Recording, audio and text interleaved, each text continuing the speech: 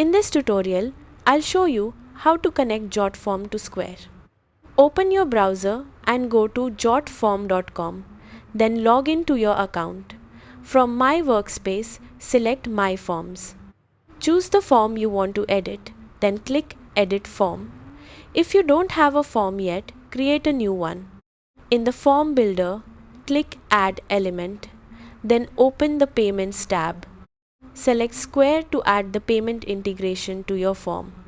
Click Payment Properties, then click the Connection button to begin setting up your Square account. Choose either Live mode for real payments or Test mode if you want to test the integration. Enter a connection name, then click Connect with Square.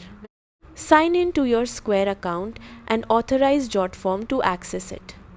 Once the connection is complete, your form is ready to accept payments through Square. That's how to connect Jotform to Square.